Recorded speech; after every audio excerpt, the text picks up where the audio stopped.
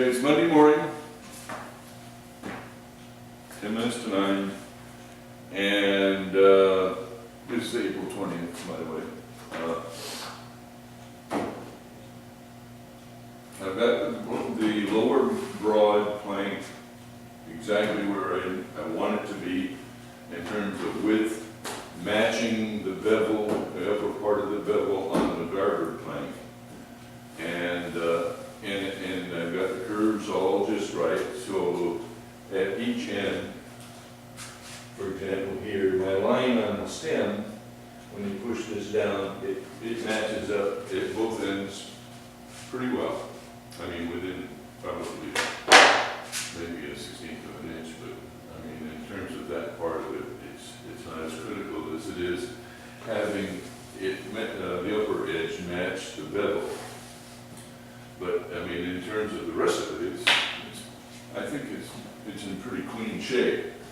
I did have a lot of trouble with it after transferring the spiling marks onto the boards in their glued up state. I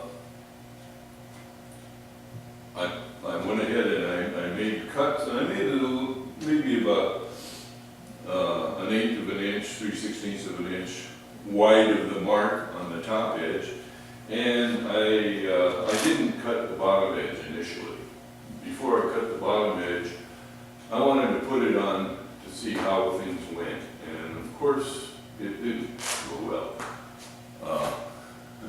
The ends of the planks wound up curving up maybe as much as an inch on both ends, and don't know why, because when I transferred the spiling marks, I had the planks clamped in place just the way they are now.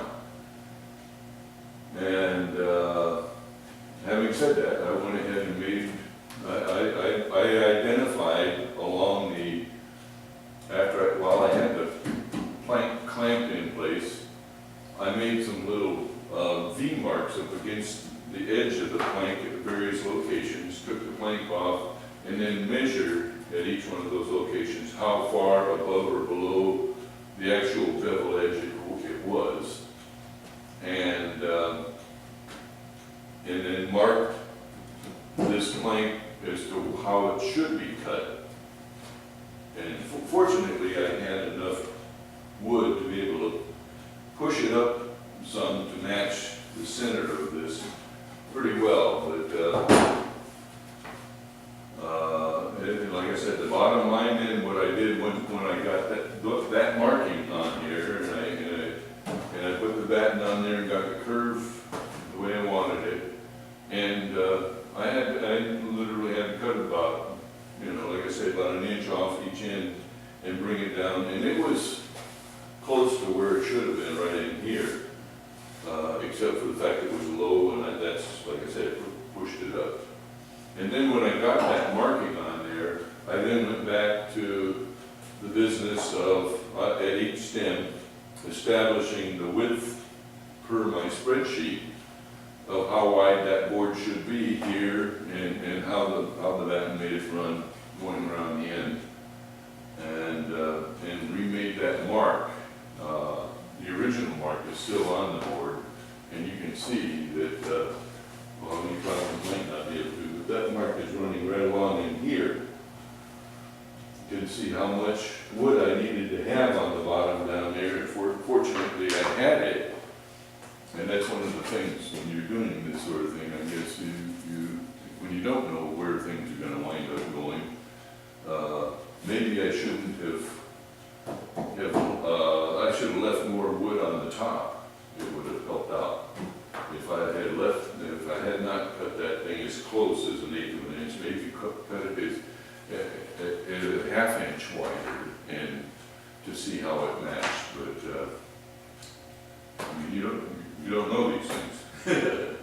I got it all now. I'm happy with the way it's clamped. But an interesting thing is I did this all yesterday afternoon, and before I went to bed last night, when it was all set the way it is now, it was took these two clamps off here, and I took that clamp off down there. All the clamps except these two I left in place. I just wanted the board to sit relaxed overnight while I'm, you know, sleeping. So I came out this morning, and now these blocks were clamped tight in place. All I've got is some wooden blocks in here that the board sits against. That helps me make adjustments. And I fussed with this a lot yesterday by moving this board up and down to try to get it where I needed the top edge to be.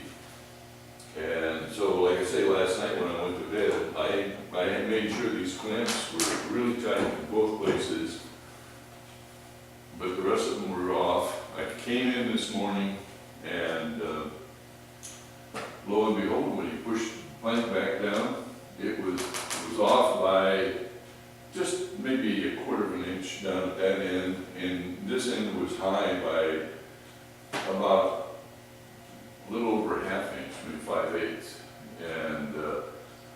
And I don't know why. I mean, when I had it coming down last night, it wasn't that way. So I fussed with it a little bit this morning. I've got it now to where with all the clamps in places, it's matching, like I said, the markings on the stems at both ends. So it's ready in my mind to begin cutting the bevel on the back side and the top, so that you know, I can play around and see how that matches up, and how much trouble I'm gonna I mean, you know, how many challenges I'm going to encounter doing that. I'm not even sure if the board's going to curve the same way anymore, once I do that, but it is what it is, and it's an interesting process. Sometimes bewildering, but still interesting. So that's it for now. Like I said, I am gonna take the board back out and sand it down and get it all cleaned up before I start, you know, maybe I'll put the bevel on first and then do that. And then I have to put the bottom bevel